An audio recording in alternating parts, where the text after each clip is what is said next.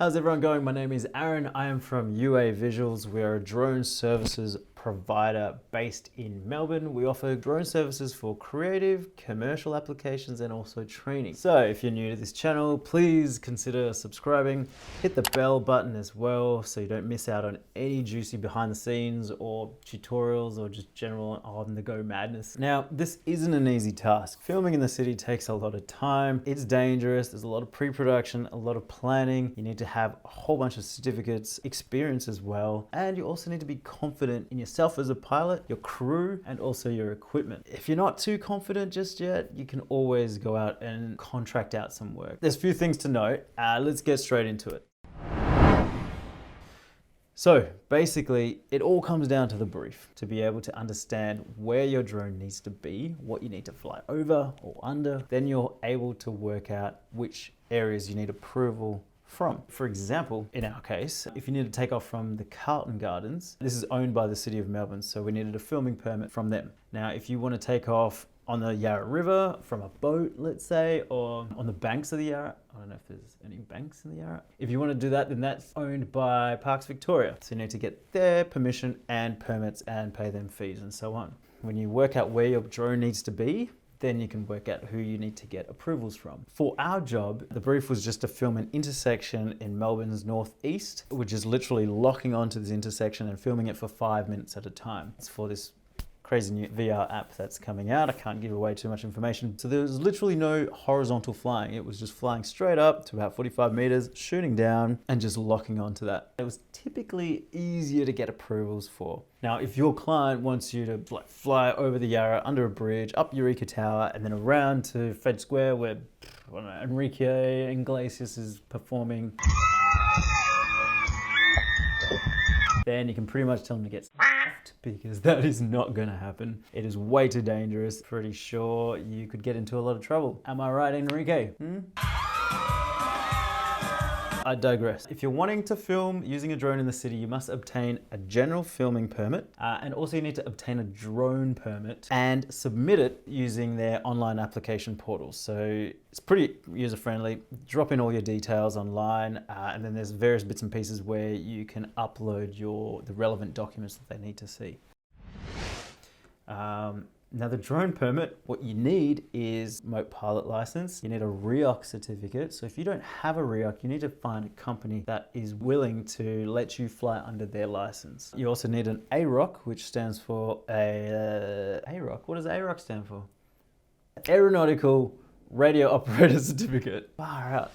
Forgot it. You also need public liability insurance for up to 20 mil, and you also need to state the City of Melbourne under the interested parties. It needs to have the City of Melbourne in there. You also need a pedestrian management plan detailing specifically how the 30-meter exclusion zone will be implemented, including use and positioning of signage. It's basically a really short paragraph saying how we're planning to maintain that 30-meter separation. Number 6, you need a risk management plan detailing all the risks and how you plan to mitigate them. We use the basic JSA and CASA risk matrix that you get when you do your REOC. Stakeholder notification. So this is a template letter they give you. You just fill in the details or in the blank spaces, which is basically like a courtesy form that will go out to businesses in the area. And then number 8, the police form. And you can get a police form when you jump onto Police Victoria. You just hit the search bar and type in filming. There's a really quick PDF that you can fill out with all your details of the operation. And then after that, they will give you a call and just to go over a couple of things. And then once all that's approved and ready to go, the police notification form basically goes out to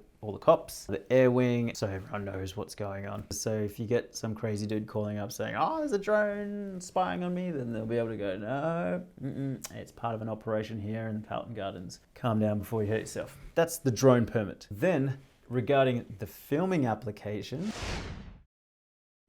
number 1, you need a site plan. Site plan basically shows them from a bird's eye point of view where your operation is and what space you are taking up. We simply just use Google Maps, take a screenshot of that, and then just draw some circles of where your exclusion zone is going to be, where your trucks are going to be set up, just so they know how much room you're taking up in the city. Number 2, unit base. Like if you need trucks, if you need a special marquee or other like infrastructure bits that need to be built, then they'll need an understanding of that as well. 12. We didn't need all that, so we skipped it. Public liability insurance up to 20 mil, really important. Pedestrian management plan. So we had a safety officer, which I'll explain in a bit. He basically was there chatting to people that would come up and ask questions about how long does that battery last for? How far can you fly? Just all those kind of common questions. Number 5, waste management plan. This is important because you need to ensure that you leave the space exactly how you found it. Now for us, we only had a small crew. We just had lunch and some coffees. It was manageable. We just chucked it in a little bag and took it with us. Number 6, traffic management plan. We didn't need this, but if you're flying over a road or something like that, you need to get a traffic management company probably. Probably have to deal with Vic Roads as well. Number 7, a risk management plan, which is a JSA and risk assessment. And then number 8, they also want contact for at least 2 people. So for us, it was myself and our operations manager, just in case they can't get a hold of you. Cool. All right, costs. Right. Important question. So when we emailed CASA, they basically said there's no need for an area exemption. There's going to be no cost. You just need to make sure you stick to the procedures that's in your REOC manuals. There's no need for Parks Victoria. There's no fees from landowners. We didn't have a unit-based fee. Only costs we had to pay was for a full day filming permit. So there was a $60 admin fee. And it was about $1,500 for a full day to film. Jump on their website because the prices probably have changed by now, but they charge hourly rate for 4 hours, 8 hours, and then thereafter. There's also discounts for weddings and student films and things like that. Okay, so the execution, I'll give you a bit of a rundown of the execution.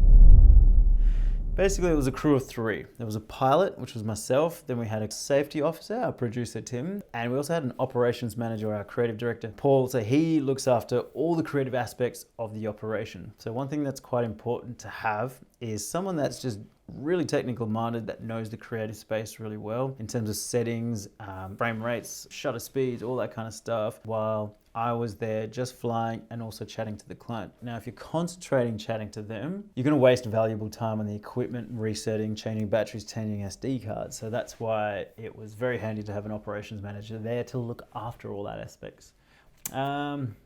That's pretty much it. So if you want to see more of how the operation went, you can check out the behind the scenes link. In summary, basically you need to get all your ducks in a row. The pre-production is real. There's a lot of time just getting all the documents in a row, and then before we would submit it, got a call from the client saying, I might need to change a couple of things. So it was constantly like boom, boom, boom, boom, back and forth. Oh, and then there's the weather. I'm gonna wrap it up because that's a really long video. I hope it's helped. Don't forget to subscribe. I want to try and at least pump out a video a week. So drop us a comment if you want to see anything specific. Other than that, I'm going to sign off. I'll see you guys in the next one.